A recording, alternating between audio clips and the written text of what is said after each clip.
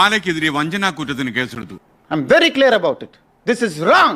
അമൃത സുരേഷിന്റെ പരാതിയിലാണ് കേസെടുത്തിരിക്കുന്നത്.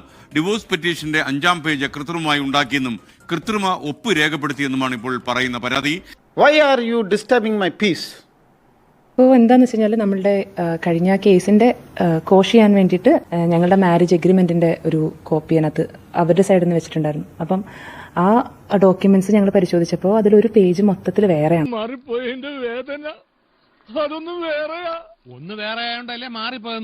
മോൾക്ക് ആകെപ്പാടെ കൊടുത്തിരിക്കുന്ന ഒരു ഇൻഷുറൻസ് പോളിസി ഉണ്ട്. ഈ ഒരു സംഭവമാണ് മിസ്സിംഗ്. മാത്രമല്ല, എന്നിട്ട് ആ ഒരു ഫുൾ പേജ് ഫോർജ്ഡ് ആയിട്ടാണ് വെച്ചിരിക്കുന്നത്. എന്റെ ഈ അന്നസത്യം ഞാനങ്ങനെ ചെയ്തിട്ടില്ല. വെറുതെ കഴിഞ്ഞ ആഴ്ച നടന്ന കാര്യങ്ങൾ പറഞ്ഞ് എന്നെ നാറ്റിക്കരുത്. മൊത്തം വ്യത്യാസം. അപ്പോൾ എനിക്ക് സംശയം തോന്നിയിട്ട് ഞാൻ HDFC ബാങ്കിൽ വിളിച്ച് ചോദിക്കും. അവിടെ വിളിച്ചു ചോദിച്ചപ്പോഴാണ് അറിയുന്നത് ആ ഇൻഷുറൻസ് മൊത്തം സറണ്ടർ ചെയ്യുകയും പിന്നെ അതിനകത്തുള്ള പൈസ മൊത്തം എടുക്കുകയൊക്കെ ചെയ്തു. ഈ കൊച്ചാപ്പക്ക് പിള്ളേരുടെ സ്വഭാവോ ചിലത്തുണ്ട് പിള്ളേരുടെ. സംസാരിച്ചു കഴിഞ്ഞാൽ എന്റെ മേലിലെ അടുത്ത കേസ്, സംസാരിച്ചില്ലെങ്കിൽ അതിന് മേലിലെ ഒരു വലിയ സംഭവം. അപ്പൊ ഞാൻ എന്താ ചെയ്യുന്നത്?